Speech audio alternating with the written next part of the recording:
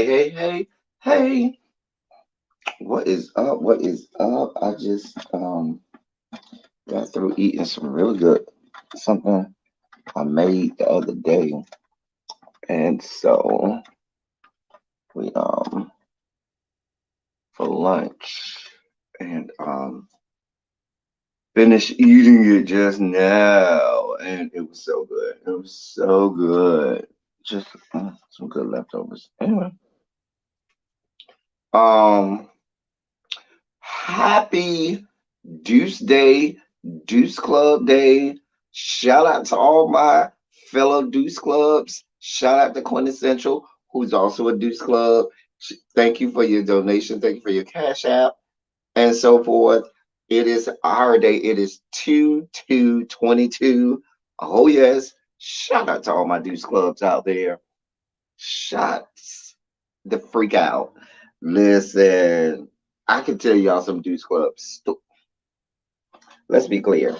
If you ever get the hey y'all, if you ever get the opportunity, hey Tanya, my love, to pledge you want to be a Deuce Club. Why? Because you can't have a line without 2 points. You learned that in math. Can't make a line with 1 point. Gotta have at least two. Anyway, love you, Quintessential, and shout out to all my Deuce Clubs out there. So y'all, let me say happy Black History Month, but I should remind you all, like my thumbnail said, I'm black every month and not just this month. So this month, and of course, people come to cut the grass when I decide to click the live button. Anyway, right, y'all, geometry, come through geometry. Anyway, I mean, you can make a ray with 1 point. You know, in geometry, you learn you can make a ray with the 1 point and take the 1 point and go. You know, and you put the little arrow at the end of it. But to make a line mathematically, geometrically, hey, so Jeff, you need 2 points. So just saying. So y'all, we are black, not just today, but every day. Every day we black. You know what I'm saying? Every day. I can't even say every day. Every day we black. And I appreciate y'all for being authentically black with me. Not that I don't appreciate those people who may be descended from the Caucasus Mountains that may be watching me, those people who may be Latinx, who may be Asian, Pacific Islander, Native American, Indigenous. Hey, Patty Duke. Hey, Joshua. All of those great things. But I'm black. You know, I appreciate everybody who come around these parts. Everybody. But just to remind you, the melanin over here be popping. There's a melanin over here be popping. Anyway, so y'all, I'm gonna start off. We're gonna start off. Well, let me say, first of all, let me start off correctly. Shondo's across the room, in and around the chat. Can I get a Shondo from everybody? I don't appreciate the Shondo for all that it is, and I don't even feel like I be asking people to give me a good Shondo as much as I should. But let me say that to you all. Mm. Shondo to everyone.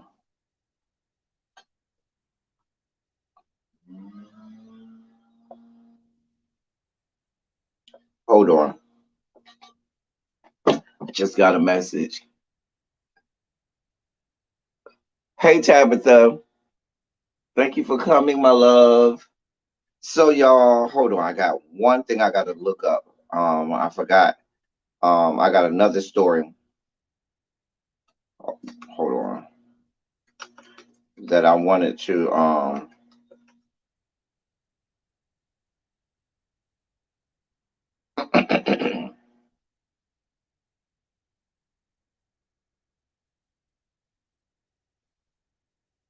So yeah, Shonda's to everybody.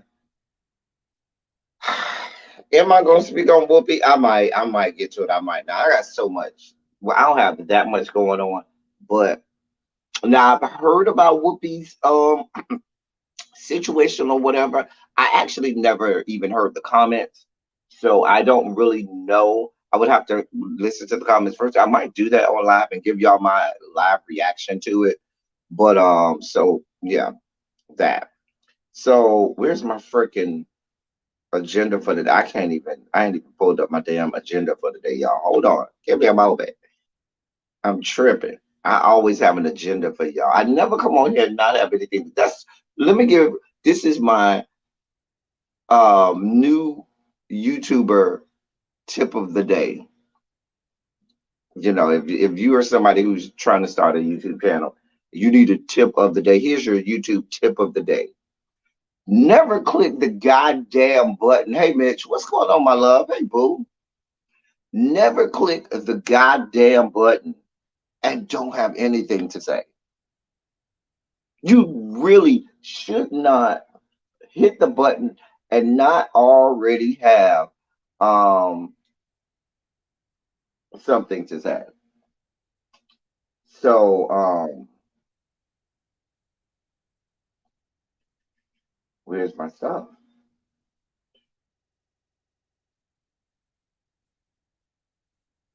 All right, here we go. So our black, we'll start with it. Since y'all want me to do it, I'll do a Black History moment. Shout out to all my dudes clubs out there. But here's our Black History moment and fact of the day. Get your pencils ready to learn. I'm gonna read you this moment. We'll discuss it for a little bit, and I want y'all to tell me. Now, part of this, I want y'all to tell me if y'all knew it. Now, if you're a loyal subscriber like Patty Duke and some of my regulars, I've mentioned this on my channel a few times, little known thing, but I want to give you a little more detail about it. So, little known Black History facts of the day, February 2nd. Back in the year of our Lord, 1711, the great liberal state of New York City opened up its first slave trade auction spot. Now, listen, their first slave market was in 1711. It was the largest in the country. And I think it might have been one of the largest in the world. Hey, MBN. Hey, BR Burns. And let me read this little snippet from Encyclopedia Britannica. Um, It says, walk down the canyon of Wall Street and you'll come across several of Lord Manhattan's 38 historical markers, most of them celebrating achievements in fields like finance and skyscraper building. But soon a new marker will rise, and it's already up now. Um, will raise a more ominous subject. How for centuries New York City was built on the backs of slaves. We've talked about that. How Wall Street and the finance district of these yet to be United States was built on slavery.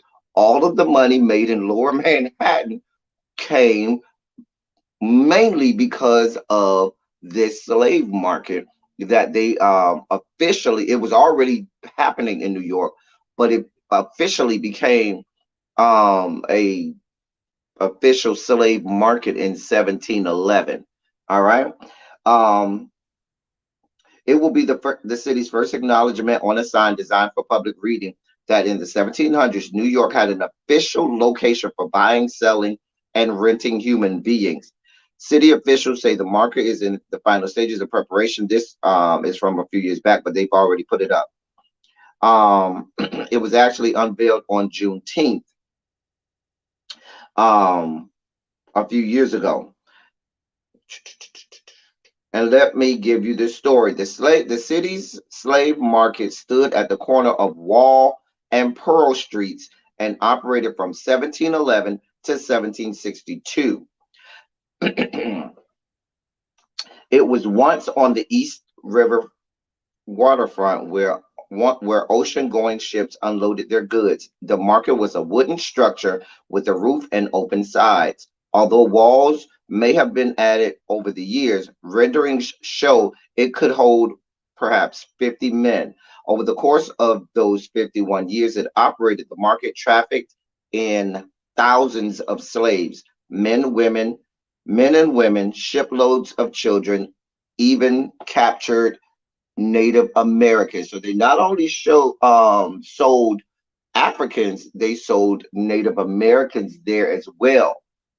Um, as well. Quote, "It's not a feel good story," said Thomas J. Davis, a professor at Arizona State University who writes about slavery in the North. Quote, "It's not a story that people have wanted to hear."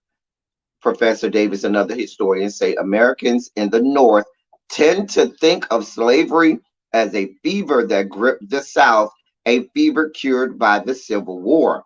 But New York and other northern cities, accrued vast wealth from slave labor and profited for centuries from dealing in the slave trade. Let me read that again for the people in the back, because we say that all the time over here, and people just think we just be blowing off. They have this real pious attitude and mentality about them in the North, and that's why this is our Black History Moment.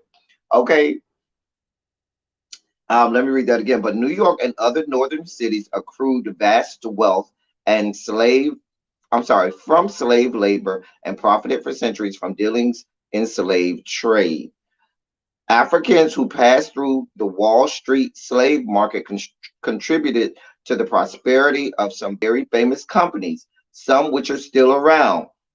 Aetna, New York Life, and JP Morgan Chase, to name a few. Let me read those because a lot of people may have Aetna insurance. A lot of people may have New York Life. I don't they do life insurance or something like that. A lot of people bank with JP Morgan Chase. A lot of people bank with Morgan Chase. Please know and understand, these are companies built through slave labor and the slave trade. Go read the history of JP Morgan Chase himself, and you will find some heinous and insidious things that you learn about that young man.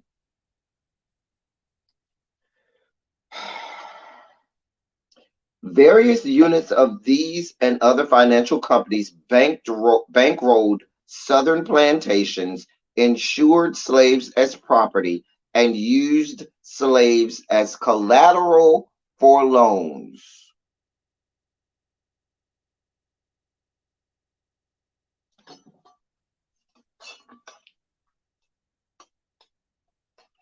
The more you know, people. Hey, IMC Brown, my love. The more you know.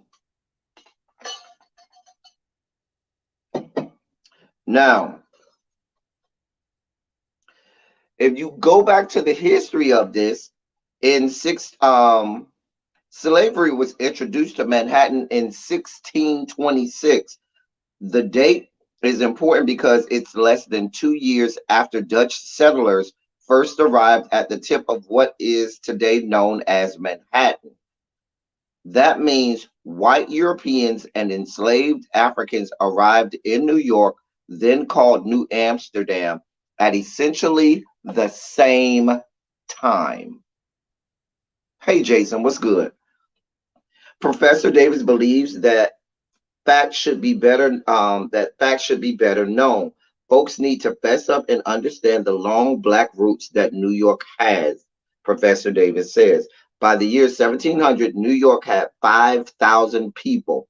At least 750 of them were slaves, a number that increased by thousands over the next 50 years. Many slaves were sold and taken away, but some stayed and did the heavy work of constructing Lower Manhattan, clearing land, building the port, widening Native American trails, and creating roads like Broadway, even constructing the wall that Wall Street would be named after. Women slaves worked as domestics, and white colonial families bought black children to help with household chores.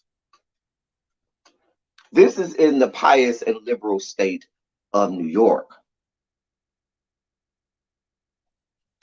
I could go on and on and on. It talks about how it got started, and we can talk about that. One of the things that I do want to note and highlight about this, that white people like to do this. Let me tell you what white people like to do, okay?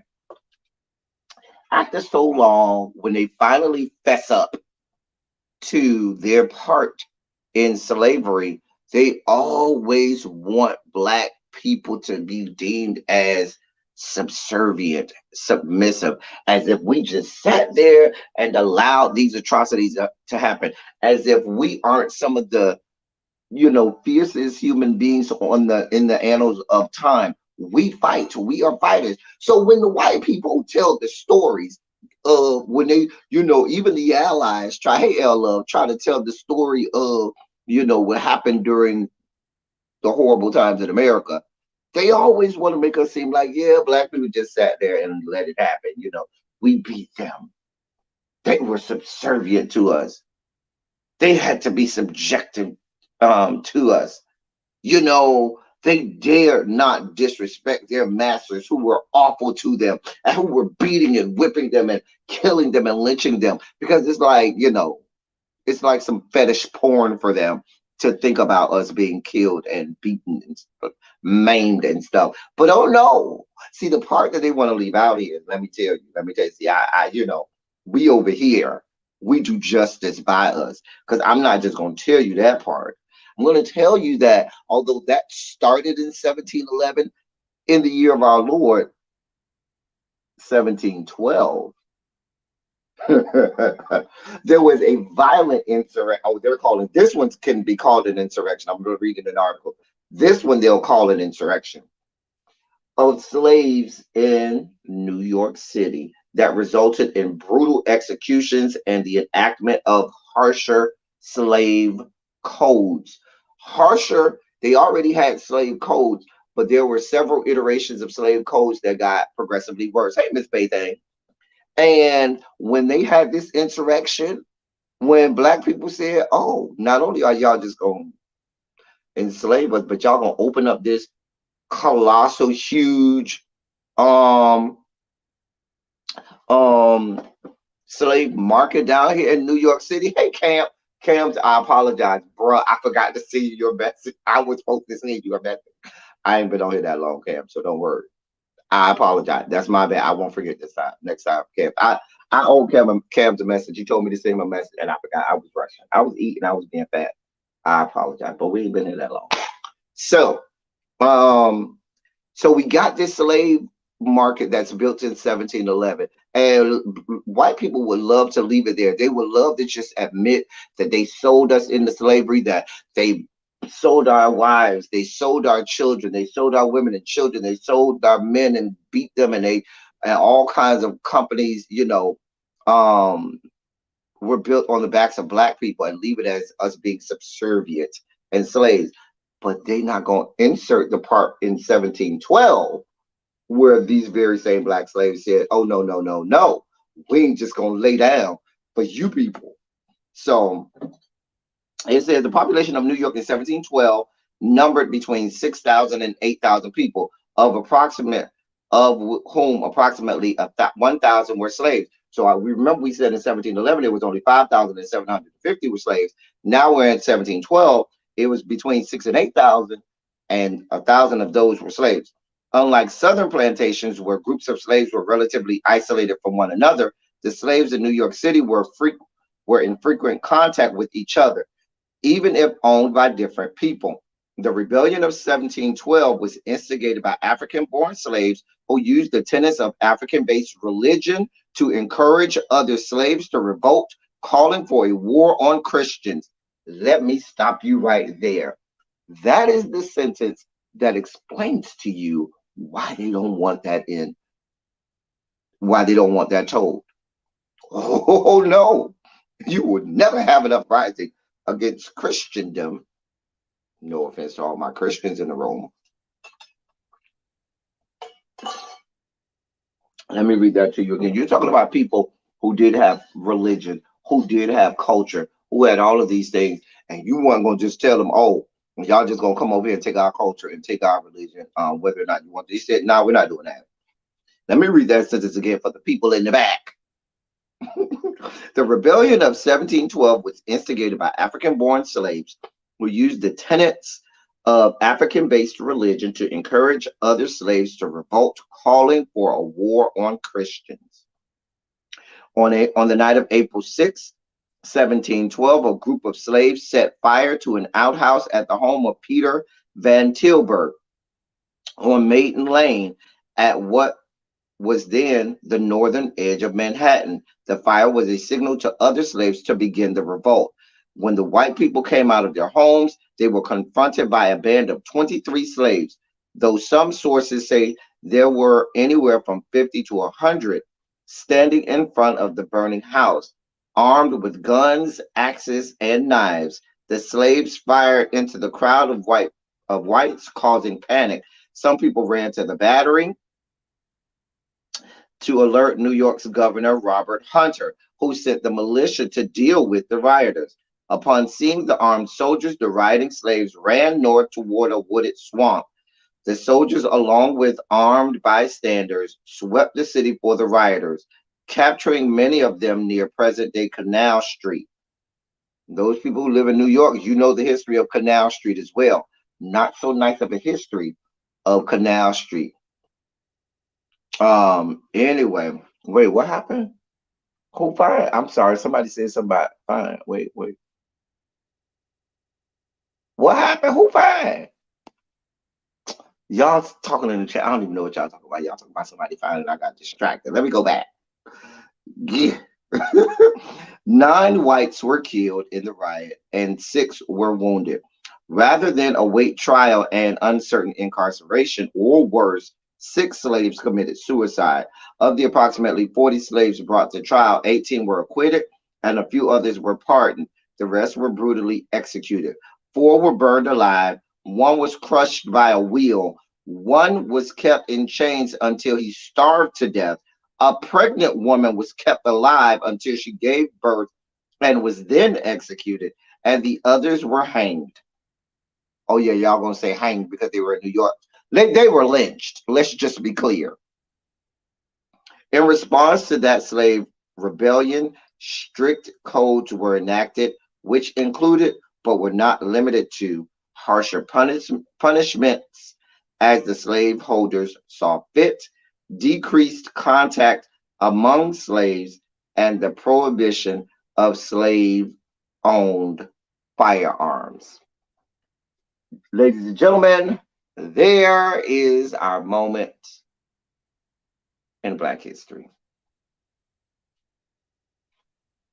So now, when you hear me talk about the fact that these yet to be United States has a financial district that is steeped and built from slavery, now you know what I'm talking about.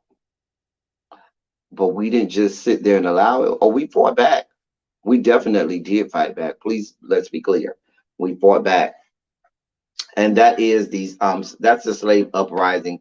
But if you want to get more information on it, look for the slave uprising in New York on Maiden Lane. That's Maiden, like maiden name, Maiden, Maiden Lane. All right, and that was in 1712.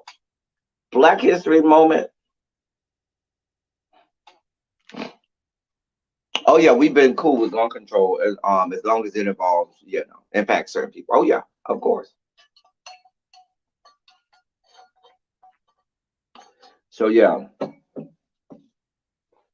Wall Street is where one of the largest slave markets in the world was housed. Hmm. Oh yeah, oh yeah. Yeah, of course, Joshua. There were many that they don't want to talk about because I told you, even the white people who will discuss the slavery that happened or the atrocities that happened to black people, they want to discuss it in a manner that it becomes like fetish porn for them, where they can talk about how they beat us and whipped us and how we were just subservient to them all of the time and we just did nothing but just allow them to do these horrible things to us. I don't know a whole lot of black people that just sit there, even when they depict us in movies and things like that. They never show black people saying, "Yeah, I'm not here for this." You black people, it's black people, and we ain't just gonna sit back and be like, "Yeah, I'm just gonna sit here and just let them do this to us because we just don't want." I'm not saying some people don't, but by and large, a lot of black people, yeah, we ain't going for a whole lot of stuff. We like, nah, this can't happen like this. Just saying. There's nothing new under the sun. That's what the Bible says, according to theologians and the canon. And so, um, my point being, black people ain't just started revolting when Black Lives Matter and stuff happened. This has been going on since the beginning of time. Also, now that because this is I'm black, just because I'm black, live, because I'm gonna get to the NFL in just a few moments. But I want to tell y'all of a movie that is coming out. If you all go back to my review of Lovecraft Country, I believe it was episode 8. Matter of fact, let me check and make sure that I got the right episode.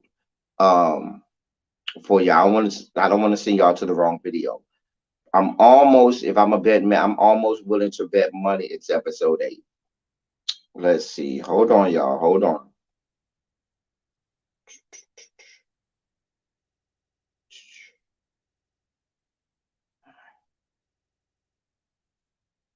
Where's my little crowd country reviews? Hold on, y'all. Oh, here they are. So it is episode 7, excuse me. Not episode 8, episode 7. And if you remember, episode 7 was the episode about Hippolyta, and where she went through they had the African futurism, that was the theme, and she went traveled in the space-time continuum and went back in the day. One of her iterations in that episode we talked about, when we talked about the Dahomey tribe and the Dahomey warriors in Africa. And if you want to get a real little history and diatribe about that, go watch my Lovecraft Country review. It's episode, I have a whole Lovecraft Country playlist, but it's episode 7. And we discussed the Dahomey warriors there. Why am I talking about that? Because Viola Davis has a movie coming out. Um, and she's going to be one of the warriors of that tribe, and it's called The Woman. The title of the movie is The Woman King. The Woman King. And they're going to be depicting the Dahomey warriors. And just a little bit, I ain't gonna go into detail. You gotta go watch the review that I did on Lovecraft Country, episode 7. Did a great breakdown of all of this on that episode, on that review. So go watch it. Anyway, just a little blurb. If you know anything, the Dahomey tribe was a African warrior tribe that was completely female. No men, it was all women. And when they were writing the story, when the author, DC Comics author who wrote Wonder Woman, he wrote the story of the Amazons based on the Dahomey tribe. They actually called those women Amazons at that time. And the whole story of the Amazon women talking is or the Amazon women being these fierce fighters in the Wonder Woman story is based on the Dahomey warrior tribe. They were feared all over the globe at that time because of how fierce they were. They would go and they had a smaller number of warriors than armies that they fought against, but they always slaughtered every army they went against. They were feared amongst all warriors and armies all over the globe, and they were 100% female. So Viola Davis is doing a movie.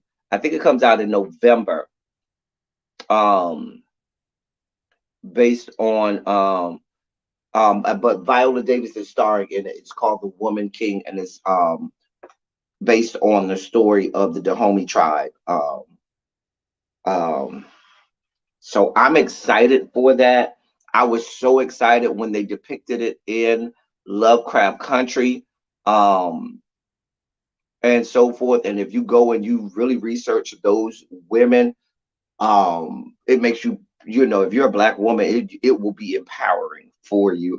And I'm sure I expect the movie to be nothing less than great. So shout out to Viola Davis and the crew that is over there.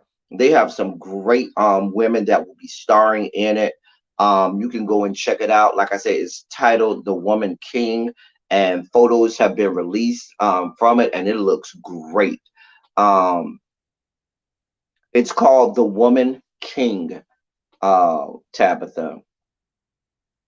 And so, like I said, you definitely validate. If you go to her Instagram, I believe she released some pictures, some first cut pictures of her in in regalia and stuff like that. And if you learn their if you really research them, they would often fight with no shoes on. That was a part of it, and a lot of times different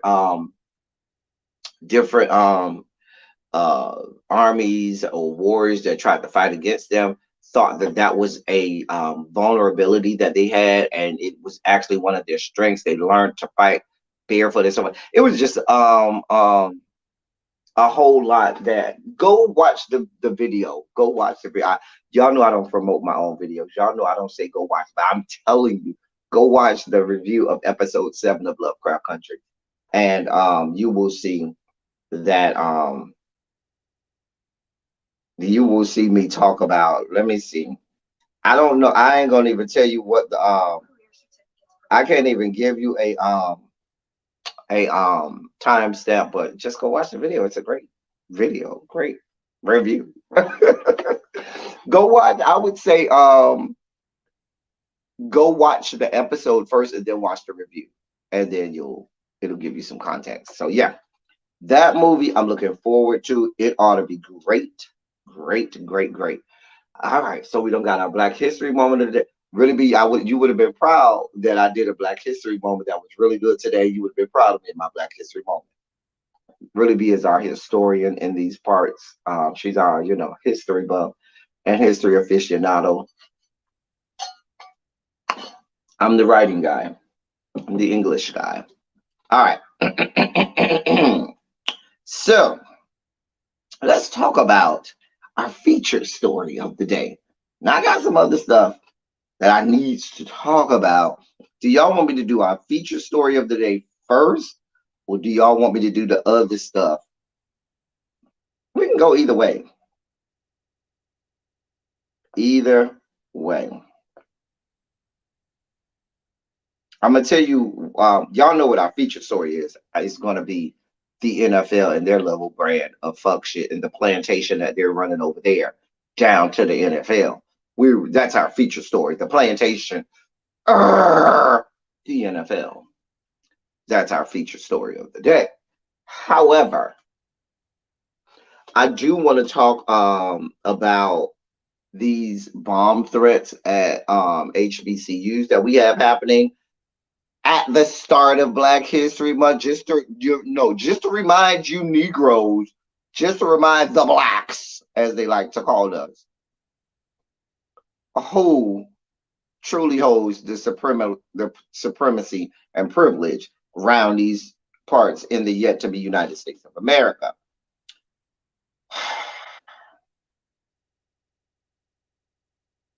You know,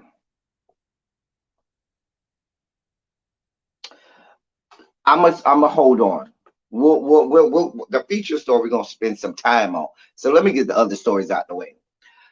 First story I want to get out of the way is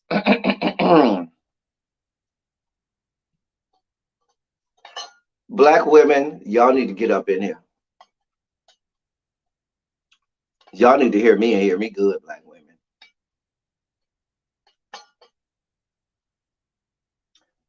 Black women. Black women.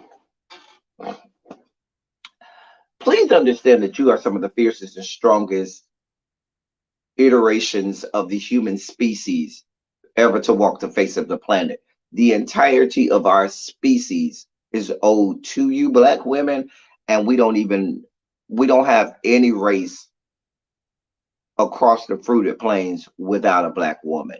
Let's just be very clear.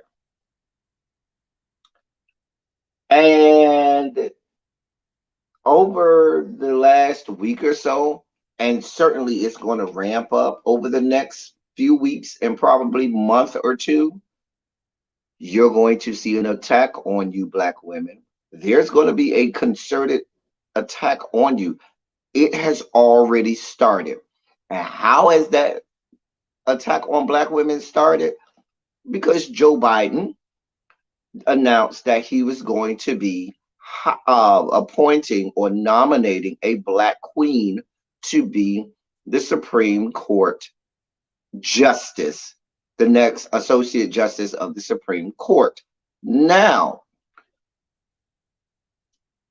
please hear me well. Black women are being attacked from both sides, from the right and from the left. Do you all not hear the clamoring? Oh, why would he announce that he's going to give it to a black woman? That's not fair. You are excluding an entire a whole lot of segments of the population. He shouldn't have did that. We don't want no part of him telling us it's going to be a black woman because it shouldn't be a black woman on that, and you shouldn't just be considering a black woman. What? Why the hell not? Like, see, and this isn't coming just from the right. We expect this kind of fuck shit from the right. We expect them to be over there losing their goddamn minds.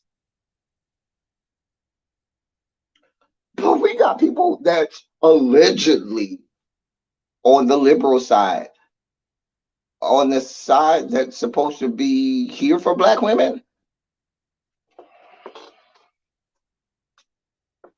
They're making a whole bunch of much to do about something that's nothing. First of all, whoever he nominates and gets appointed, it's not going to change anything about the Supreme Court right now. Do you hear me?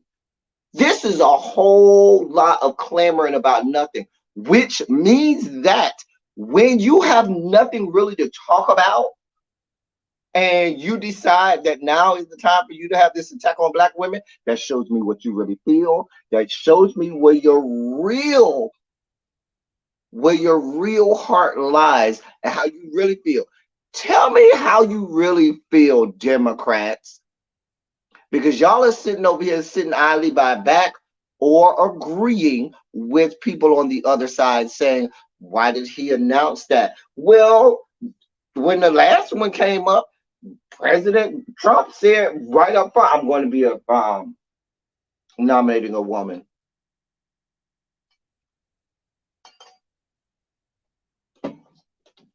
Why was that a problem? Why wasn't that a problem for him? I mean, these people want a reason to lose their minds. And of course, they look at black women and say, oh, yeah, that's a reason for us to lose our mind. Oh, the black women, oh, they bear the brunt of the entirety of, human civilization. So they can bear the brunt of us coming down on them about the fact that we don't want them to have any representation on the Supreme Court. Hell, if we're really being honest, it not only will be the first black woman representation on the Supreme Court, but it'll be the only black representation on the Supreme Court that we currently have. Because let's be clear, Clarence Thomas is black presenting. He ain't black. He's black presenting. Let's just be very clear on that. So that is the only representation that we've had. I've even heard some black men speak out and say that they got a problem with the fact that he decided that he was going to give it to a black woman. Really? I did. We did talk about the fact that y'all's boy, Senator Tim Scott, did not vote for the confirmation of any of the black women that was confirmed to this second highest court, the DC Court of Appeal, and some of the other nominations of black women that have happened in the Biden administration to the judicial system. And Senator Tim Scott said he ain't wanted no parts of that. Patty, do we talked about that a long time ago? We talked about the fact that they should have said fuck you and fuck your life to the entirety of the white and say I'm nominating 4 to 6 more justices on the Supreme Court. Get your whole goddamn life.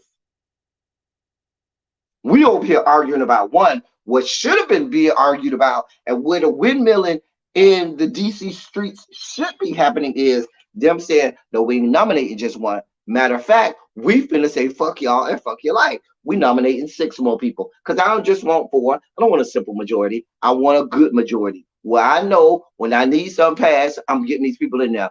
When it's a lifetime appointment, and now I ain't got to worry about that. And then as a matter of fact, when the time comes, after I get more people on there, then I pass a bill and a law that says this is the number that we can have on the Supreme Court from here into perpetuity. So you got to beat the, because that's the kind of nefarious shit that Mitch McConnell will do. Mitch McConnell, let's just be clear, ladies and gentlemen, whether or not we want to admit it, Mitch McConnell is turning out to be one of the most influential politicians in our lifetime. Let's just be brutally honest and clear right now. Mitch McConnell, the man who looks like an uncircumcised penis, will turn around to be one of the most influential men in politics in our lifetime. And that is a sad state of affairs. But y'all around here arguing about him saying, I'm going to put a black woman on the court.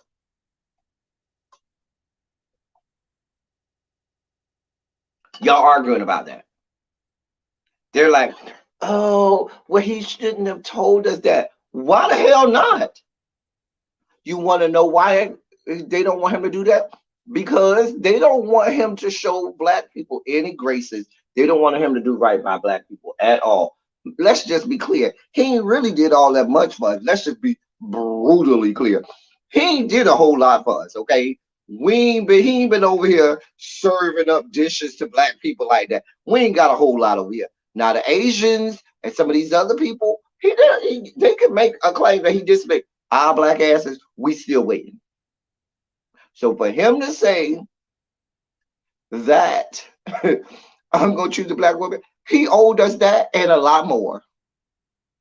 He owed us that and a lot more. So I don't want to hear none of this bullshit.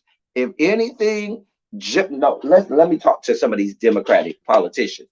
Just like you raggedy ass people on the left, you establishment Dems went around and told all of your Democratic people, oh, y'all act like and make like the infrastructure bill is a win for us because we need a win, and y'all sell this as a win, and y'all got mad at the squad because the squad said, hell no, we're not going to act like this a win until we get Build Back Better too. And look at us now, we don't even have Build Back Better, but y'all wanted them to play like it was a win to get the infrastructure bill that really did do a whole lot for us black people. Let's just be clear, because those contracts are going to go to rich white construction conglomerates. So just like y'all went and was preaching, y'all need to sell that as a win. This is a win. And y'all need to be going around the country, Dems, touting the fact that there's going to be a black woman on this Supreme Court. But y'all ain't going to do that because y'all are trying to protect y'all white privilege, because y'all trying to stroke the ego of all of your white constituencies who don't want to hear nothing about a black person being promoted, who don't want to hear nothing about a black person doing well, who don't want to hear nothing about a black person have any dealings with laws that affect their lives. That's the truth of the matter. They don't want no black person to have any control over things that will affect their lives. Not unless it's a person that's black presenting, like a Clarence Thomas and a Tim Scott.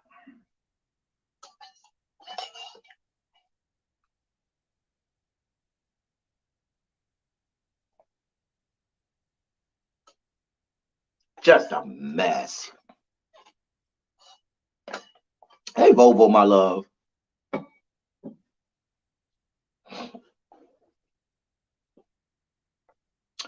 Volvo, please don't send me down that road. Volvo, my love, Cookie, do not send me down that road because I see your comment. Listen, this is what Volvo said, y'all. Please don't send me down this road. You will send me careening down this rabbit hole, Volvo, that I don't want to go down. Nope, I'm not going to take the bait. I'm not. Nope.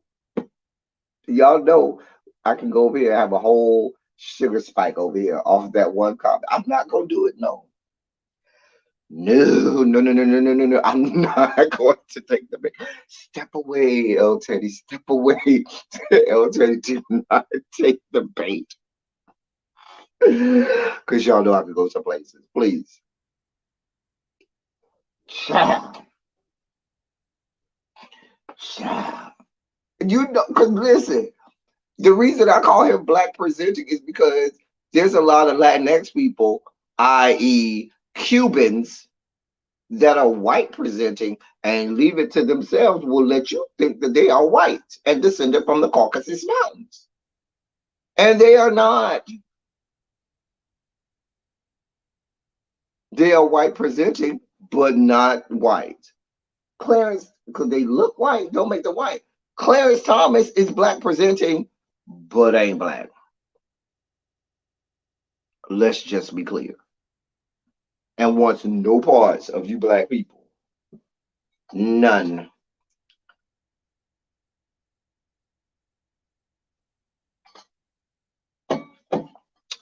Well, you know, Raphael Cruz ain't even from here. He's from America's Hat, Canada.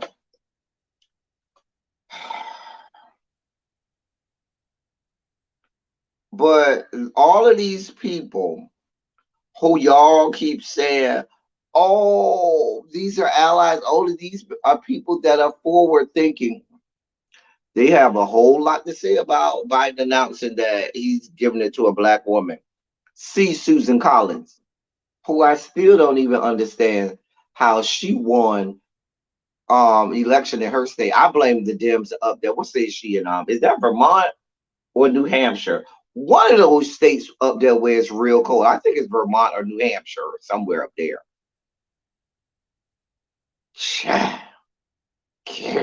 Don't do this to me, Cam. I'm not doing this with you. I'm not doing this with you.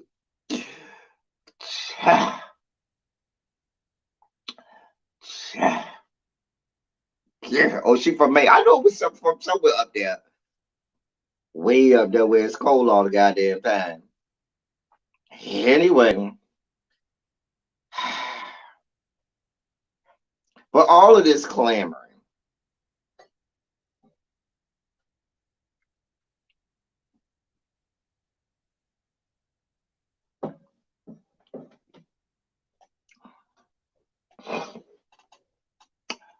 and this justice is not about to shift the way the Supreme Court votes.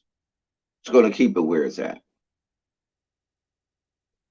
Now, good Lord above, I see that over the last 6 to 8 weeks, I keep telling y'all, the good Lord that took some great, phenomenal human beings from this earth. He has allowed them to go on to glory. I'm just, you like you said, you only promised 70 years. I'm just saying, Clarence Thomas is 73. I'm not wishing death on nobody because we ain't doing that. We would love for people to have a long life. Hey, Amber, but Lord, all you promised was 70. And if you're in the business of just taking some people on to glory,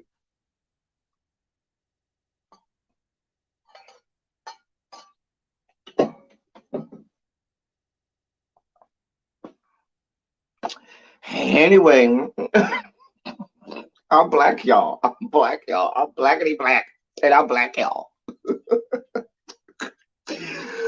So I wanted to give you that so black women, you could prepare yourself for the attack that is about to ramp up because they've been attacking black women for a long time.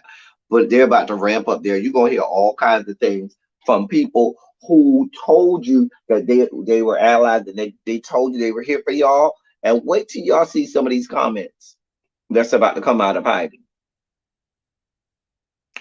I'm just saying, don't say I ain't warn you. I'm just letting y'all know. Anyway, let's go over here to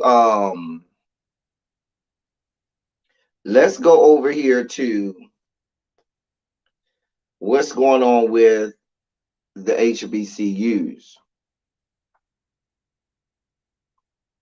I'm with you, Cams. I'm with you 1,000%. Yeah, you do sometimes read an obituary. And you think about how that person was, and you go, mm. That's where you sip your coffee. You be like, "Oh, this coffee is real good this morning. Oh, that's so unfortunate. Oh, this coffee is real good." I have done that. I am, and I know that's horrible. I know that's horrible. That's horrible. But I'm gonna leave Cam's picture up there for a little while so we can all admire Cam and his beautiful face. You know, Cam's is a nice looking young man. We just gonna leave that up there for a little bit so we can admire him and all of his you know, all of those wonderful, handsome features that the good Lord then gave him. Anyway, but I have read an obituary or read a text message or read a Facebook post with condolences and been sipping on something and be like, this drink is real good. Oh, that's unfortunate. This drink is real good. Like I had that reaction and be like, oh, oh, oh, that's unfortunate. Anyway, because let's be clear, I can't speak for everybody, but if something bad happens and my reaction is to say that's unfortunate, that is code language in my head of really saying, oh well, I don't give a shit. That ain't my problem. Or I'm glad that happened. That's code language for yeah. I'm kind of glad that happened. Or oh well, ain't my problem. You know, because if I truly feel bad about, I'm not gonna say that's unfortunate. Like I'm gonna have a lot of choice words. I'm a man of many words and of a high level vocabulary. And if something bad happens, my first reaction is not to say that's unfortunate. If I'm truly feeling bad about it, just saying. Anyway, let me take Cam down. Or should we leave Cam's up a little bit more so we can admire all that the good Lord gave him? We'll leave him up for a little bit while we talk about what the terrorists, uh, white people across the fruited plains decided that they wanted to do on the first day of Black History Month. They wanted to remind us that they wear a mantle of white privilege and breastplate of white supremacy. Oh, leave him up a little while ago. Okay, I got you. I got you. Quintessential, quintessential. I ain't gonna let you just keep flirting while I'm flirting, quintessential. I love you, but we're gonna be out here windmilling, okay? Windmilling. Child, we gonna be out here windmilling, windmilling. Anyway, um, let me read this article, y'all, because y'all done got me sidetracked. I ain't even got to my feature story yet, okay? I have not even got there. All right. So yesterday we had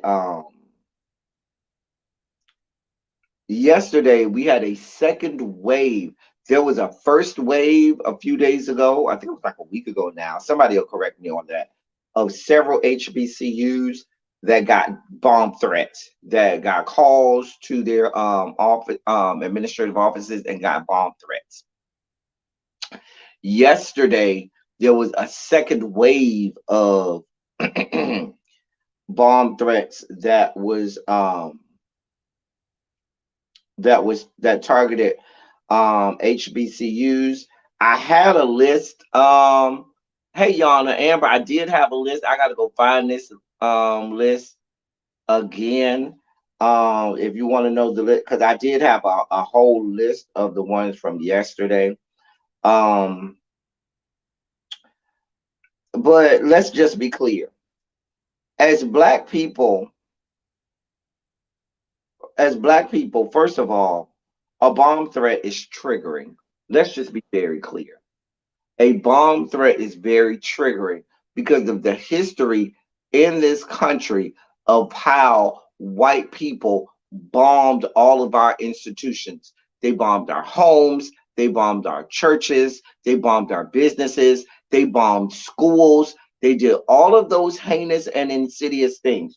So when you have people that are calling in bomb threats at HBCUs around the country, strategically on the first day of Black History Month, it is triggering.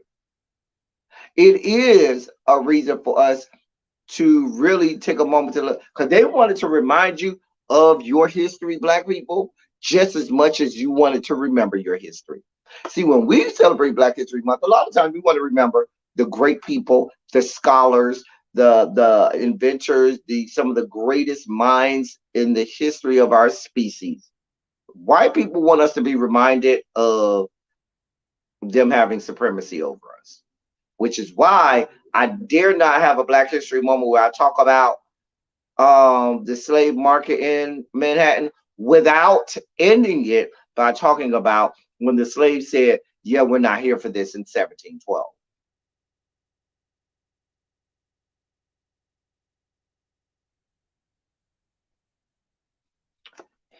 Just saying. I'm just saying.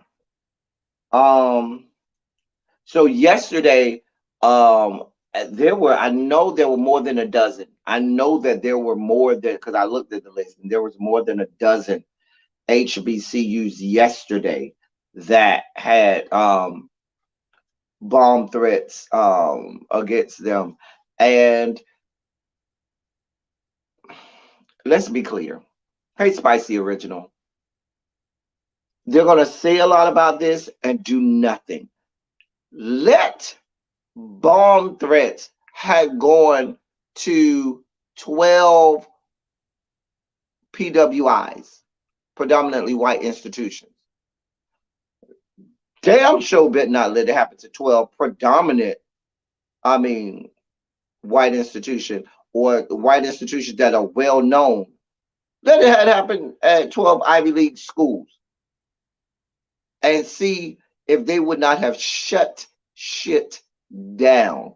But it happens to 12 HBCUs, and oh, nothing to see here. We'll go about our day as normal. We may have a small talking point on it. Oh, we're taking this threat very seriously, and we're very concerned about the people there, and keep it the fuck moving.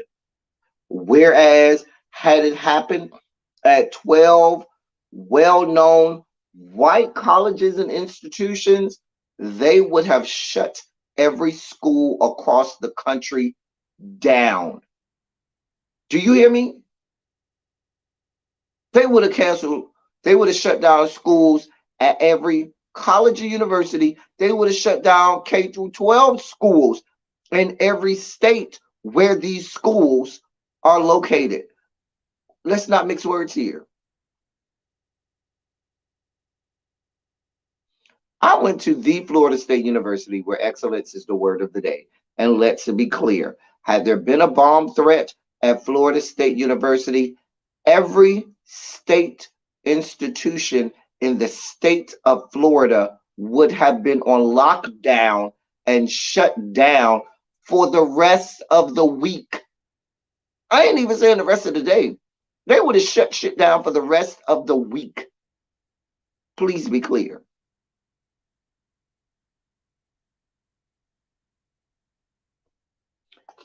Exactly, quintessential. And let it have been UNC Chapel Hill. They would have shut shit down. Mm-mm. Oh no. Black people? Nah, we don't care. Keep it moving. We'll give it a talking point. We might talk about it of at the very end of the news broadcast, but we ain't spending a whole lot of time on it. If they bomb y'all ass, oh well, we gonna keep it moving. I'm just saying. I'm just saying. I'm just saying. I'm trying to get that list for you. Somebody asked me. Hold on, y'all. Hold on, y'all. I'm gonna get this list for you.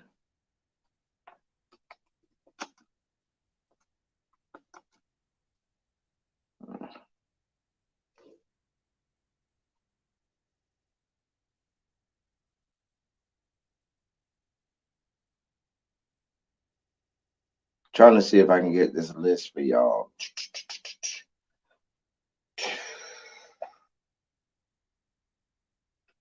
But yeah. And they have identified the persons involved with it. I should probably tell you that they are juveniles. Actually, the FBI identified 6 juveniles as persons of interest in the bomb threats at the HBCUs. I'm trying to see if I can get this list for y'all. Here are the schools. Here it is: Howard University, University of District of Columbia, Morgan State University, Coppin State University, Fort Valley State University, Kentucky State University, Xavier University, Edward Waters University, Alcorn State University, Mississippi Valley State University, Rust College, Spelman College, Jackson State um, University, Tougaloo College, Mississippi. I'm sorry, Tougaloo College, and I think that's all. So that's about 16 states. Let me see. 1, 2, 3, 4, 5, 6, 7, 8, 9, 10, 11, 12, 13. 1, 2, 3, 4, 5. 1, 2, 3, 4, 5, 6, 7, 8, 9, 10, 11, 12, 13. 13. I think it's 13. But I told you it was more than 12.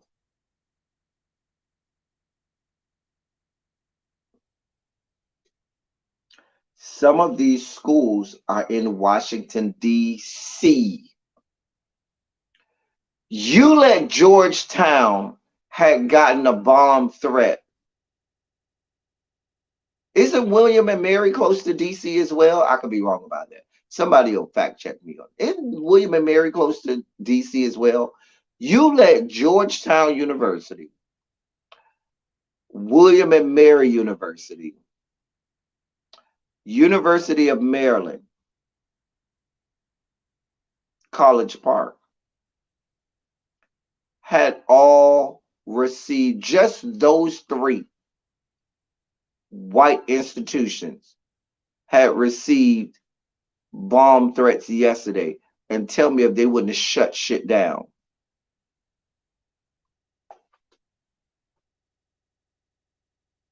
I'm just saying. I'm just saying.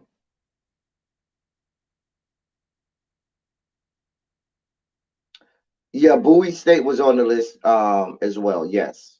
Did I not say Bowie State? I meant to say it probably. Forgot.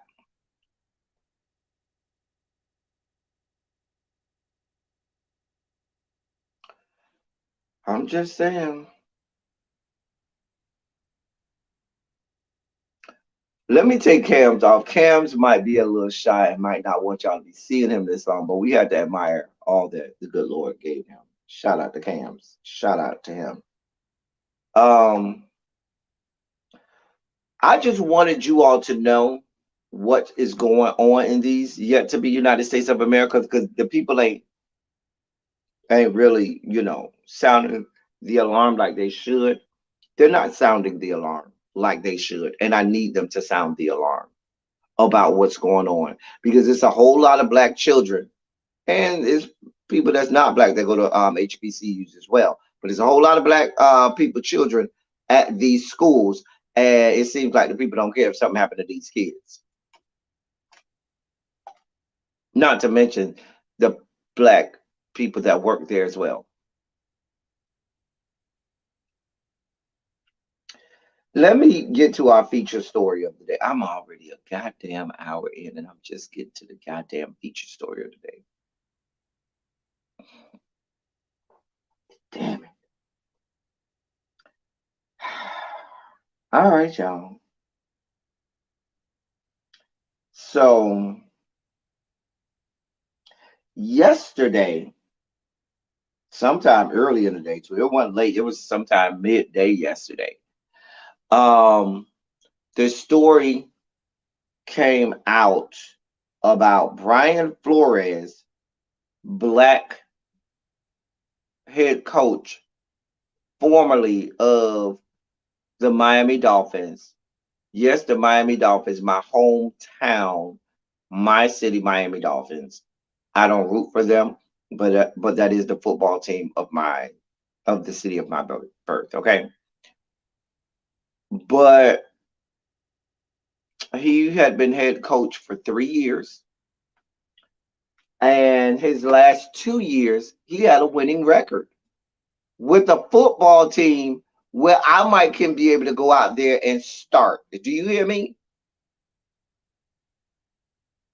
You got their quarterback Tua, I can't pronounce his last name, but Tua is what we'll call him. I think it's Tua Tagovailoa or something like this. It's a whole bunch of letters and consonants and vowels and a whole bunch of stuff. I can't really pronounce it. Anyway, he was fired after recording the first two winning seasons in over 15 years. The Miami Dolphins have not had two back-to-back winning seasons in over, I'm not 25 years, but in over 15 years. And what does he get for that? Fired. Now, there's a lot that goes along with that. See how y'all talking about they got a whole bunch to say about Whoopi and the fact that she had some not so nice things to say about the Holocaust, and the Jewish population descended upon Whoopi Goldberg with reckless abandon and the vengeance, and the white delegation, people descended from the Caucasus Mountain, flocked around that Jewish community and supported them and said, yeah, we're going to go ahead and suspend her. Stephen Ross is also a member of that very same Jewish community, and he is the owner of the Miami Dolphins, who had no problem firing Brian Flores. Now we're about to get into some of the meat and potatoes of what done came out, and the allegations in this. It ain't good. And Brian Flores and his attorneys say, hey, boo, we got receipts. Because the NFL wants you to believe that their plantation, their organization, is very well kept. See, they would like you to believe that all of the rank and file just fall in line and just say, yes, massa. Whatever you say, massa, get right to it there, massa. And we ain't about that life. That's why if y'all notice, I ain't been windmilling too hard against Antonio Brown. Do I think he has some situation that he need to work out up here? Absolutely. But all of this ain't on Antonio Brown. Let's be clear. Because if you know the NFL, you know the history of the NFL, you understand that they want to be able to do anything to black people, and all black people are supposed to do is shut the hell up and fall in line and do what they tell them to do. Have the same slave mentality that we had going on in the on at the plantation some 200, 300, and 400 years ago.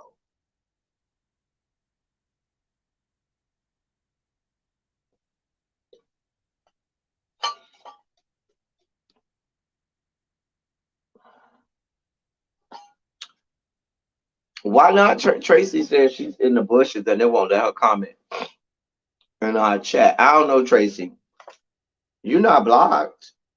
Try to say something again, Tracy. Because even if you was blocked, I think I would still be able to see it on StreamYard. I don't know.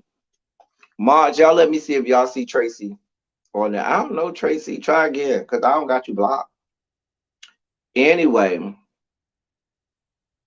let me give y'all some of these some of the stories that's coming out.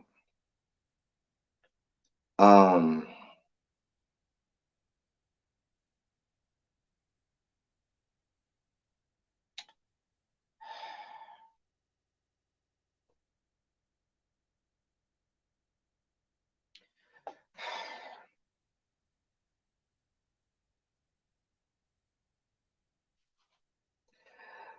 I just saw a story that I really wanted to talk about, but I'm not going to interrupt. I'm not going to interrupt my feature presentation to talk about this. I'm just going to read this headline and keep it moving because it's so funny to me. It says Alicia Keys speaks on Janet Jackson saying she'd like to have a lesbian relationship with her. I don't think any of us in the sighted community or in the community at large are surprised. Alicia Keys. We were surprised when you got married to a man. Anyway, moving on back to our feature presentation.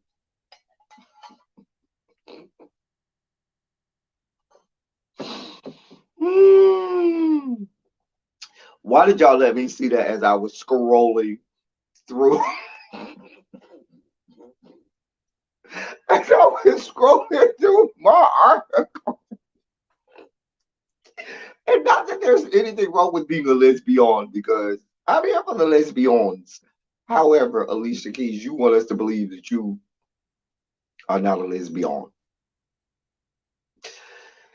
Anyway, according to the groupies, the man she stole, her husband, has quite a bit going on downstairs. So maybe I don't know. I don't know. But anyway, they say the Swiss Beats got a whole lot going on down there. That's according to my groupie sites that put pictures up. I can't blame that on you, y'all. I can't. I can't. But when I saw it, I couldn't say it. It was so funny to me. Alicia Keys and her lesbianism has interrupted our whole regularly scheduled programming. Okay, now if I'm to play devil's advocate, this is Janet Jackson we're talking about. And might even be, willing to dip into the lady pond to get at a Janet Jackson. I mean, it's Janet Jackson. I mean, let's just be clear. I might dip into the lady pond just to, you know, do a Janet. I can licky licky here or there, sticky sticky, licky licky here or there.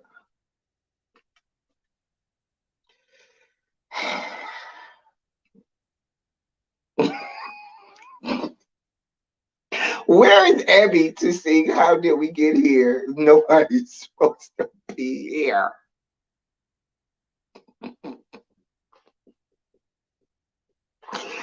Oh God. Okay. Serious. Focus. Focus, El Teddy. Focus. All right. So so we got a lot to talk about with regard to this. Let me give you the stuff that came out yesterday, and then there are more things that are coming out today. Okay. So yesterday,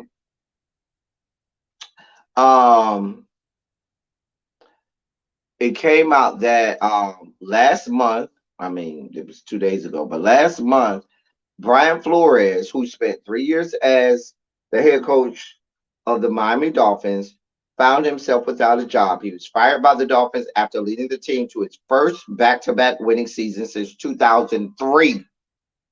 Okay. The purported basis for his termination was alleged poor collaboration. In reality, the writing had been on the wall since Mr. Flores' first season as head coach of the Dolphins when he refused his owner's directive to, quote, tank, end quote, for the first pick in the draft. Indeed, during the 2019 season, Miami's owner, Stephen Ross, told Mr. Flores that he would pay him $100,000 for um every loss. And the team's general manager, Chris Greer, told Mr. Flores that Steve was mad at Mr. Flores' success in winning games that year and that he was compromising the team's draft position. After the end of the 2019 season, Mr. Ross began to pressure Mr. Flores to recruit a prominent quarterback in violation of the league's tampering rules. Mr. Flores repeatedly refused to comply with these improper directives.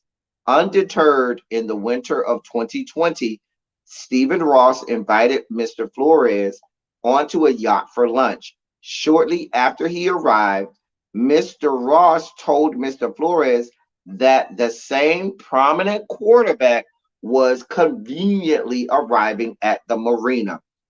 Obviously, Mr. Ross had attempted to set up a purportedly impromptu meeting between Mr. Flores and the prominent quarterback Mr. Flores refused to the meeting with, and Mr. Flores proceeded to leave the yacht immediately.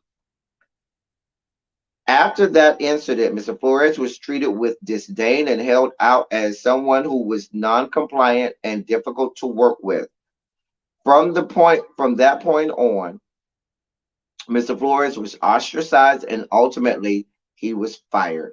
He was subsequently defamed throughout the media and the league as he was labeled by the Dolphins brass as someone who was difficult to work with. Y'all know as black people, we hear that all the time. Anytime, oh, they're difficult to work with. Oh, they're just angry all of the time. Oh, y'all know how white people like to paint us with their broad stroke. Oh, they're difficult. Oh, they're angry all the time.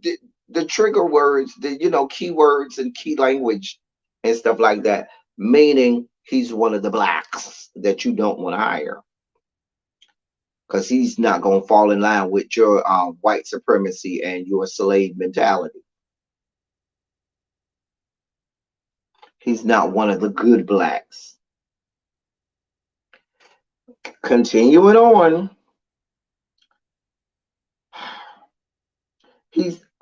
where am I? This is reflective of an all too familiar angry black man stigma that is often casted upon black men who are strong in their morals and convictions, while white men are coined as passionate for those very same attributes. Thus, last week, the New York Giants football team had an opportunity to move a step in the right direction.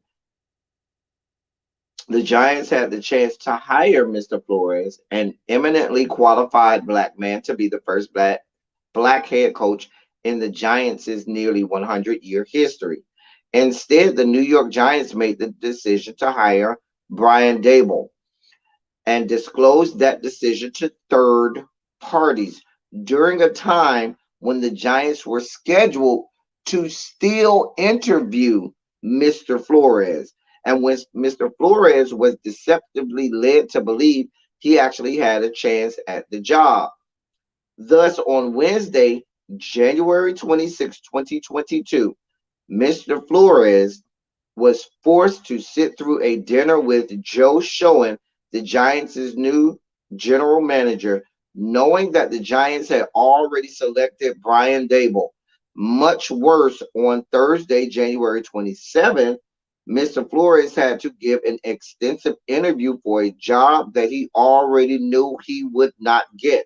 An interview that was held for no reason other than for the Giants to demonstrate falsely to the league commissioner Roger Goodell and the public at large that it was in compliance with the Rooney Rule.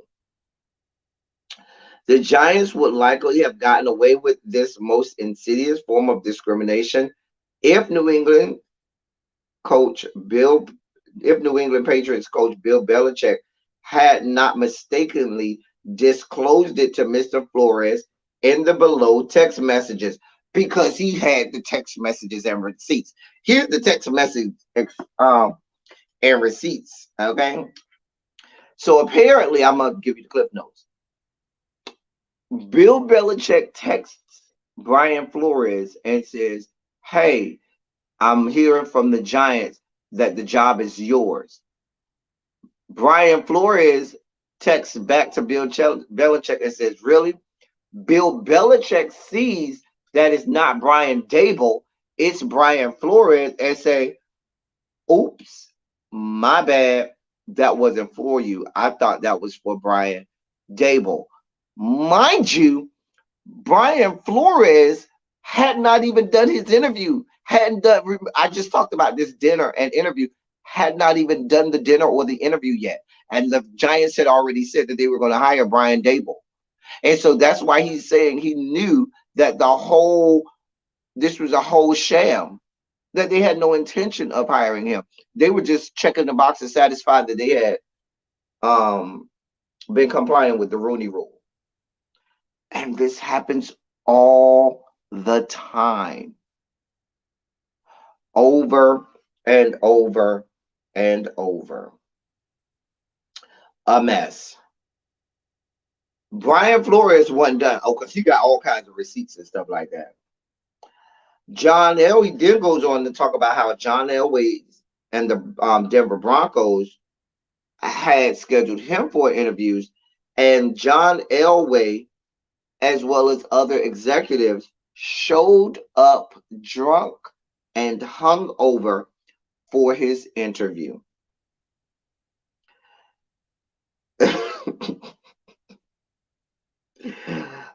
the and this was back in 2019, that then General Manager John Elway, President and Chief Executive Officer Joe Ellis, and others showed up an hour late to his interview. They looked completely disheveled, and it was obvious that they had been drinking heavily the night before. It was clear from the substance of the interview that Mr. Flores was interviewed only because of the Rooney Rule, and that the Broncos never had any intention to consider him as a legitimate candidate for the job. Shortly thereafter, Vic Fangio, a white man, was hired to be the head coach of the Broncos. Now, we have 32 teams. We have one black football coach. One. I should not probably tell you that last I checked, there was 87% black um, football players. The percentage of black football players in the NFL last time I checked was 87%. Those numbers might have fluctuated, but that was like a couple months ago. It was 87% black. 87. And the percentage of black head football coaches, 1 out of 32. Somebody will look that up and tell me what the percentage of that is. I don't know.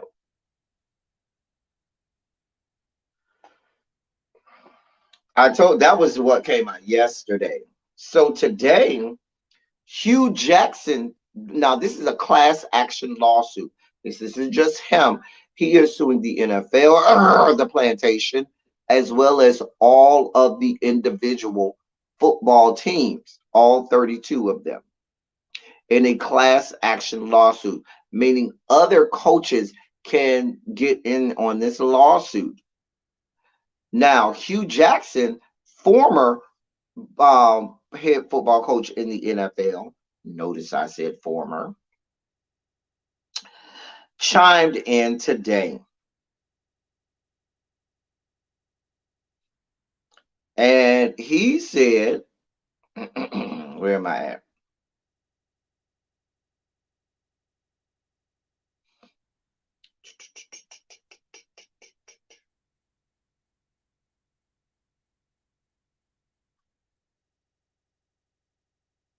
Well, first of all, let me say, hey, Bob Marley, he supported um Brian Flores because he believed him. He was a part of that plantation. Anyway, I'm trying to pull up his tweet that he wrote. Now, here I go right here. Here it goes right here. Here it is right here.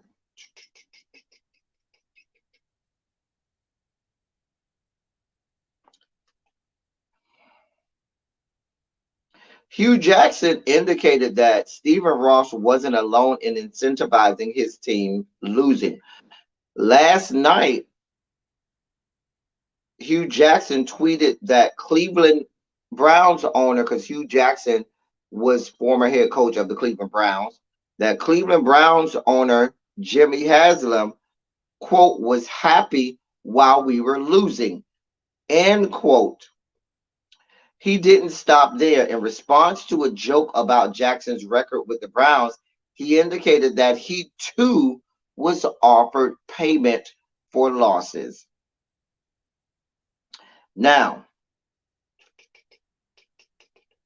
Kimberly Deemer, executive director of the Hugh Jackson Foundation, congratulated Brian Flores for his bravery after the lawsuit became public, claiming that she has records that will help his case and that the Cleveland Browns executives were paid bonuses to tank early in Jackson's tenure. Jackson responded to all of this saying he can back up every word.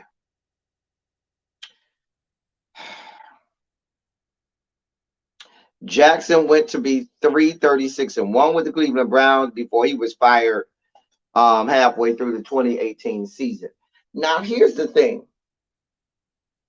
You hire this black head football coach.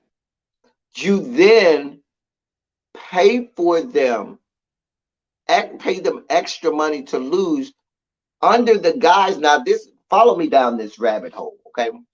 They say it's under the guise of them tanking because they want to get a higher pick in the draft, right? Knowing full well, if you're an NFL team, the best method to win quickly ain't the draft. It's through trades. It's through having a good team and having big players see that you got an up and coming team and getting them to trade to that team and so forth. The draft ain't the best way to do that. Let's just be clear. But you are asking this black head coach to tank, which makes that coach look bad because, well, let's be clear, that NFL team ain't going to take that much of a hit, but that coach will, because it will make them seem like they're not a good coach. But you are behind the scenes paying them more money to lose, incentivizing losing, which makes this black head coach seem less competent, seem less credible as a coach, seem as if, yeah, we hiring these black coaches, but they can't win no games. Yeah, we don't want to hire him because you see the record of other black coaches in the league and it ain't so good. And we're trying to win games here. No, you're not. You're trying to come under the guise of winning games, but clearly you're paying money to have games lost. Now, let me also make this connection to you.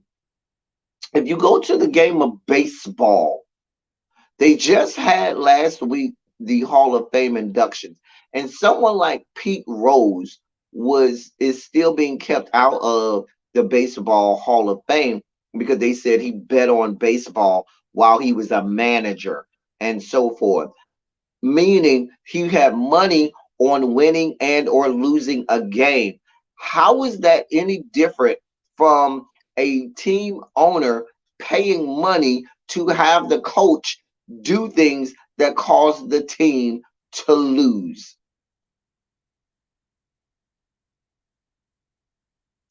What does that do for the credibility of the games that you're watching. And the NFL will tell you their first and foremost priority is the credibility of their game.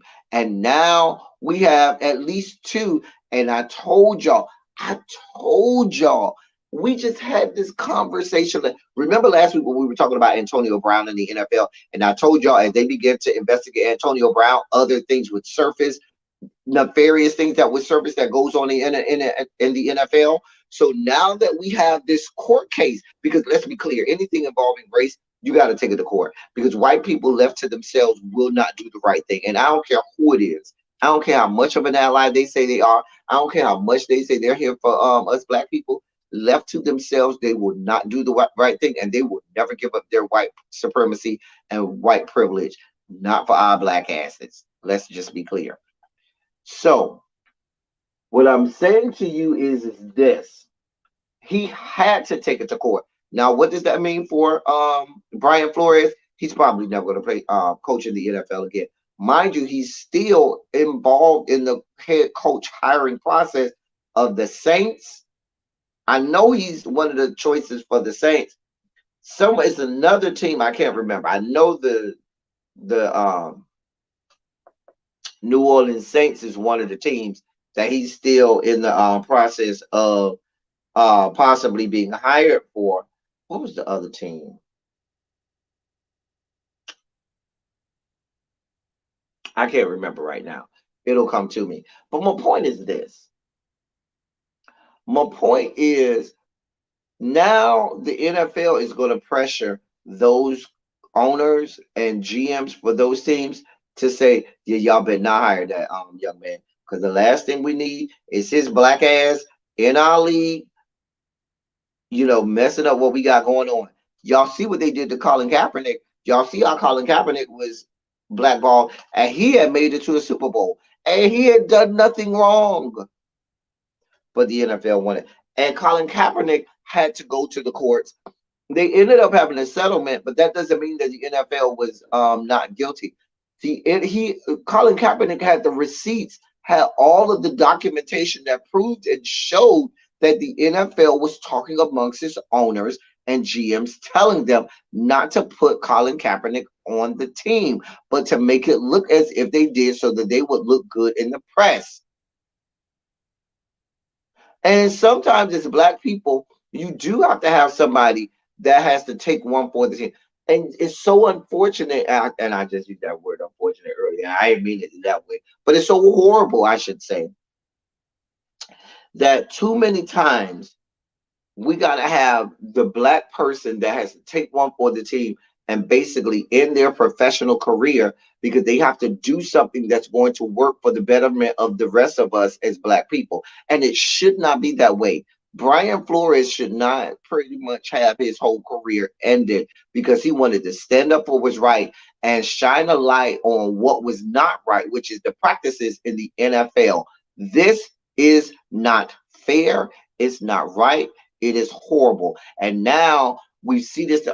Colin Kaepernick had to do it. Now we got Brian Flores doing it as a coach. And let's be clear, Colin Kaepernick had to end his career, and they still aren't allowing the players to protest like they want to. The Rooney Rule was put in place to put this rouge up as if they were considering black people, and we're in 2022 and we still only have one black coach, and that black coach is on the team where the Rooneys are the family that own the team. So the Rooney Rule was created because of the Pittsburgh Steelers family,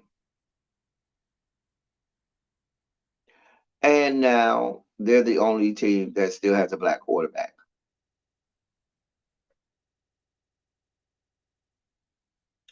Make it make sense.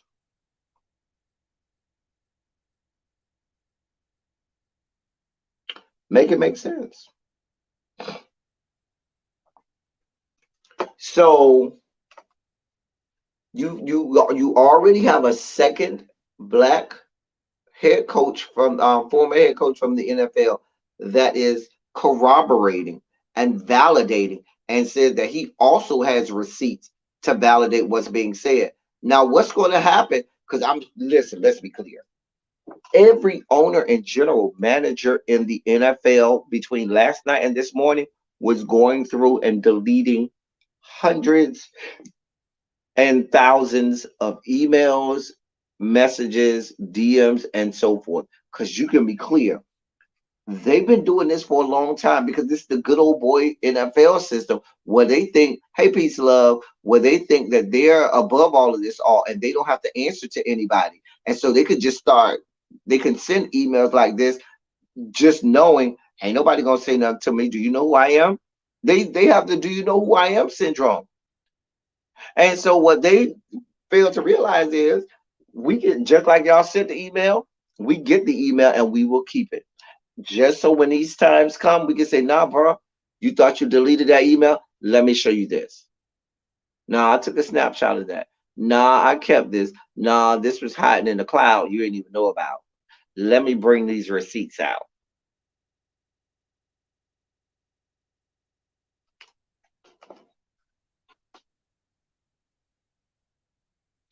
I'm waiting to hear from what's this man name?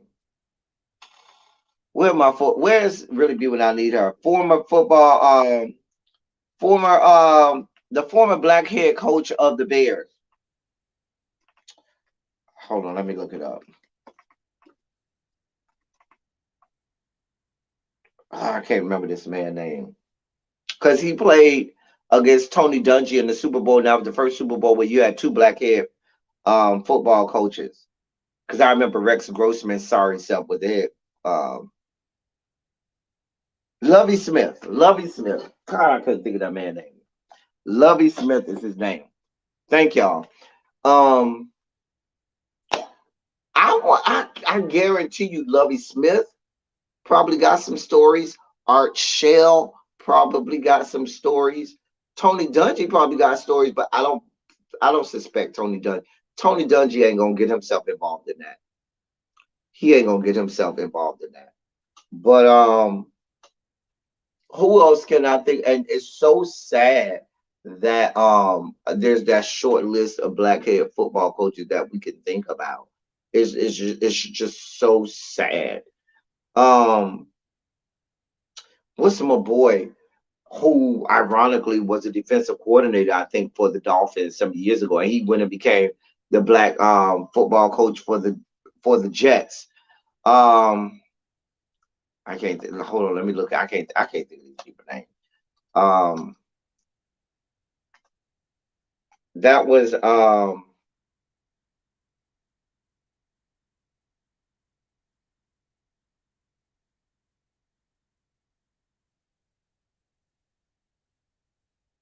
Todd Bowles. That's his name, Todd Bowles.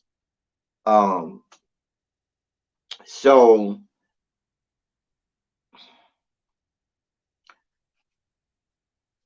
what are you gonna do, NFL? If you ask me, you had the John Gruden situation, you have the Colin Kaepernick situation, you got this situation, and tons of other situations that have gone unspoken and unsaid in the NFL. When are we going to start asking for Roger Goodell's job? When is it a time that we need to be able to say, Roger Goodell, there's no institutional control? Because Roger Goodell is getting paid tens of millions of dollars a year.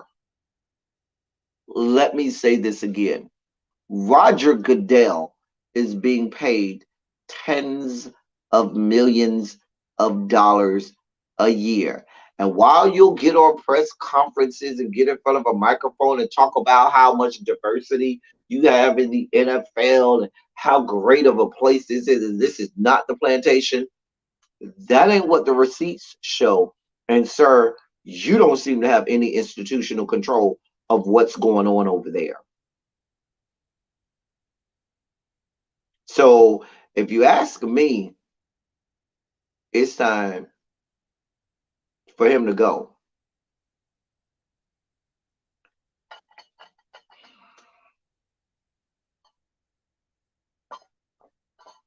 You want to know why the NFL is the most popular entity in the country? There is nothing in this country that is more popular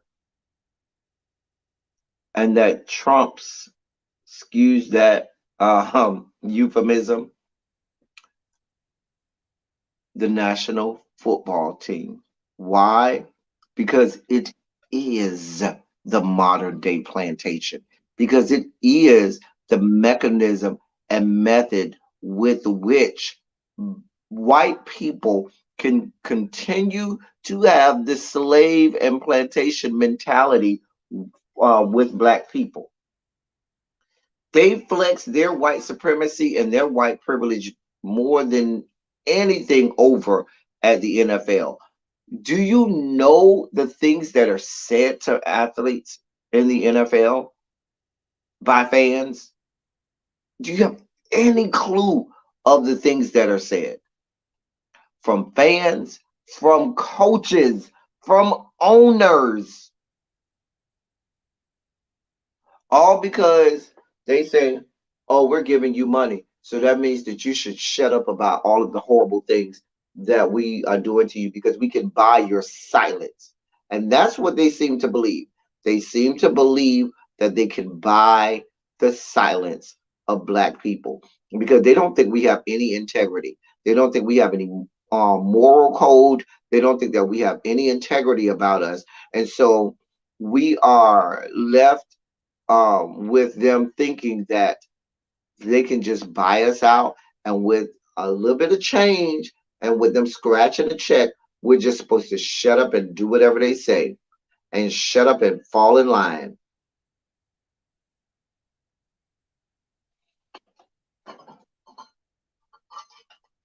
And their wonderful viewership, the white people all across the country will enjoy it like they enjoyed watching black people fight each other on slaves and kill each other, like they enjoyed good lynchings back in the day, like they enjoyed all of the atrocities that happened to black people.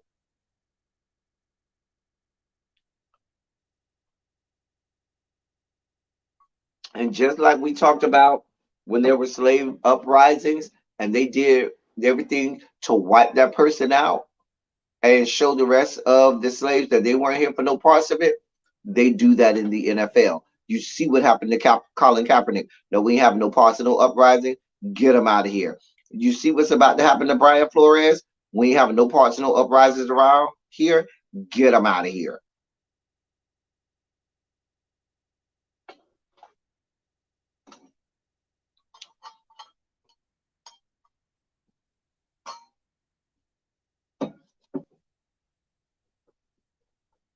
I shouldn't remind you that the NFL headquarters are located in Lower Manhattan. And we started with Lower Manhattan for a reason.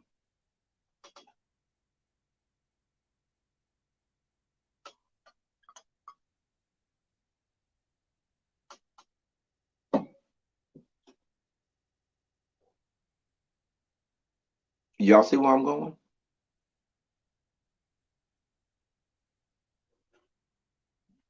I just want to get, and this is the tip of the iceberg. I am going to continue to talk about this story because I'm telling you that there's going to be more and more that comes out of this.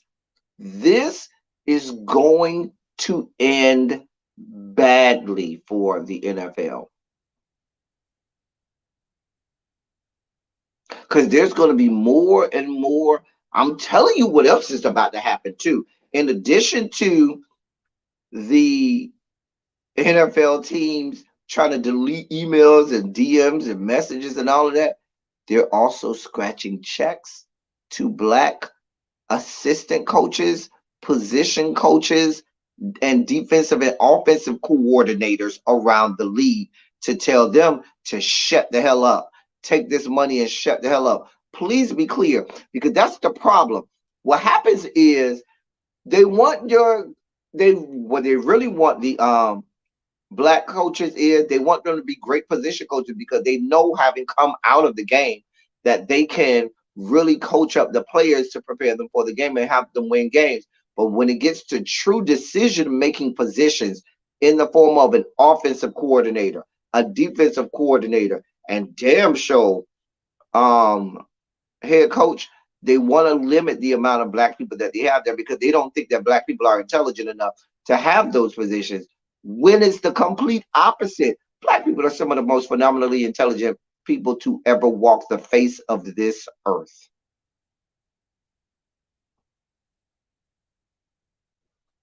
But there was a very specific reason we started in Lower Manhattan and we are now ending in Lower Manhattan. Because just like you had slave auctions in Lower Manhattan, where they would have black men stand up on a podium, I'm on a pedestal, so that white men can ogle at them and buy them so that they could work in their fields. We have the same thing happening in Lower Manhattan at the NFL headquarters.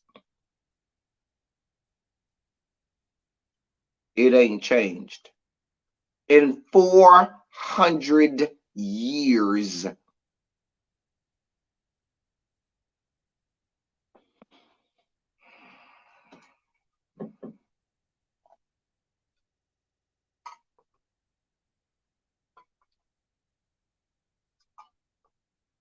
But this is what we got going on.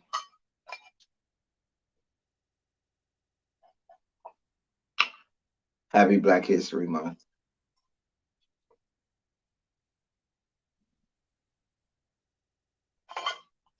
Anyway, I appreciate y'all. I sure thank y'all for being here with me today. We are going to stay abreast of this story and bring you all of the updates. Because like I said, this ain't over. This is not over by a long shot. And by the end of all of this, there's going to be a lot that's going to be exposed, a lot that's going to happen, a lot of things that people are going to say, I can't believe that happened, or he said that, or he said this. Believe it. You can't believe that it got out, but you can definitely believe it happened. Anyway, I might be back later live again. I might do a 2-in-1 today because I do need to break down Janet and the documentary only like I can. Y'all know I'm a Janet stan. Now, there were a lot of things that I didn't like about the documentary. I still believe that there is a whole lot of stuff she ain't even discussed. She only gave us what she wanted to give us. She still kept a lot of stuff private. I saw that the CNN president is resigning because he wound up banging out one of the high level execs at CNN. I wonder if that exec had to resign as well, or I ain't losing my job for one of my coworkers. We gonna have to work. I can. And I'm damn sure not gonna lose my job for one of my coworkers, and they keep the job, and I gotta go walk away, and I'm making all of the money. No, ma'am. No, God. Anyway, oh, another black coach that I want to hear from, Herman Edwards. Remember, Herman Edwards coached for the NFL for a while too, and I know, and you know, Herman Edwards is very vocal. Herman Edwards don't mind, saying what is what.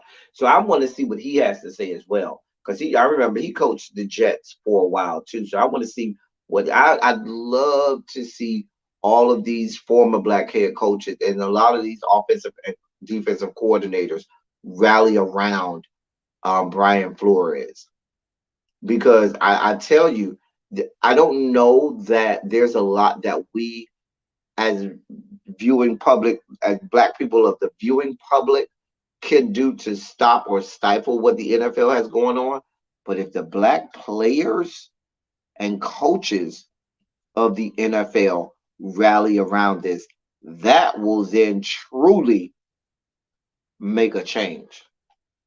Because while the NFL may believe that they can, black people not gonna watch us, that's fine. We got all these white people that's gonna watch us, and we don't really care. But if the black players say, "Hey, we ain't here for this," then there has to be change. And so that's what I'm hoping will happen. We'll see. Anyway, I got something coming sometime this week for my members. I think y'all will like it. When you see the video come up, look for it, okay? So members, y'all got something coming. And I had an idea and I'm gonna bring that to y'all. So yeah. I might actually put a post up asking y'all a question about it, and then we'll go from there, members. All right, so look for that, members.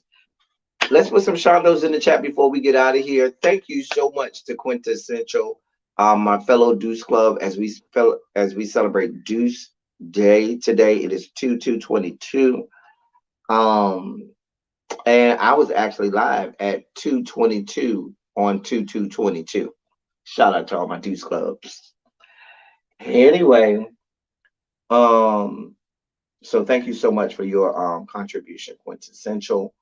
Shondos around the building, in and about the chat. Y'all know I love you. As I always say, I love y'all. I love on y'all. Thank you all for being vocal, present, and active. Thank you for doing what you do. Thank you for any and all contributions that you make to the channel. They are much obliged and much appreciated. Y'all support me like so much, and I'm eternally grateful to you all for your love and support. We are not having the Teacher Project 2.0 today. I think we'll have it on Friday, maybe, because Really B has some things to do today. So look for Teacher Project 2.0 on Friday. I plan to go live tomorrow for a politics of it all. So stay tuned for a politics of it all tomorrow morning. Hopefully, we'll do that. And I think that's all I got for y'all. Yeah. Until next time, that's all I got for y'all. Thank y'all for coming. Love y'all. Y'all drive safely, and we out.